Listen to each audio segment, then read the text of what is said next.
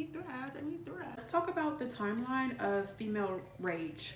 So when you're younger, you're kind of in like the fairy tale phase where it's like you're watching all these Disney Channel movies and all these just rom-coms, and you're told about how amazing like love is and how well a man will just sweep you off your feet and give you everything that you ever wanted.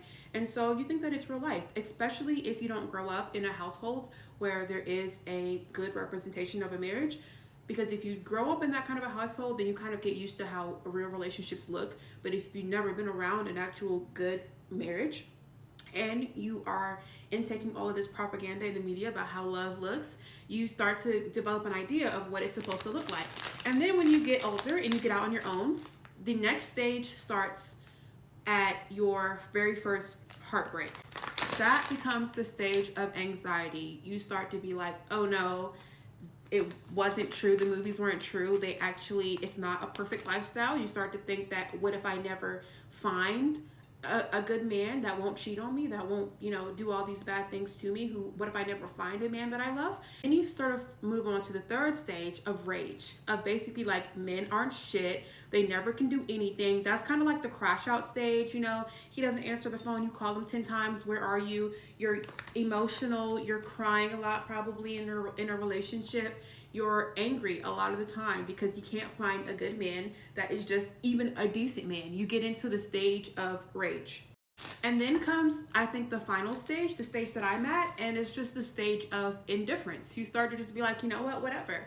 I can do this on my own. It's the stage where you start to go on the solo trips. You start to prioritize just time with your family and your friends. You start to really not care if you end up with a man or not. Ironically enough, this is usually the stage where you find a good man. I think the thing is, like, once you get into this stage and you stop chasing after a potential or what a man could be, and you stop making excuses for piss poor men, then there's no thing for a man to do except to rise to your standards and rise to your occasion. The only man that can come to you is one that doesn't do these things. So you kind of force men to be better. Literally, all these crackers are like breaking as soon as I open the pack. Okay. And even if a man doesn't come to you during this stage, the truth of the matter is that everybody isn't going to get married. And the longer you take to make peace with this idea, the longer it's going to hurt you in the end. So I say, if he says something stupid, you tell him to go to hell. Because at the end of the day, the only person you really have is yourself.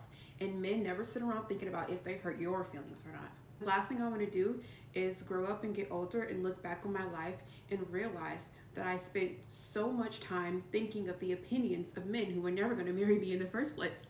But anyways, whatever stage you're in, it's always a good day to tell a man to go to hell. Bye.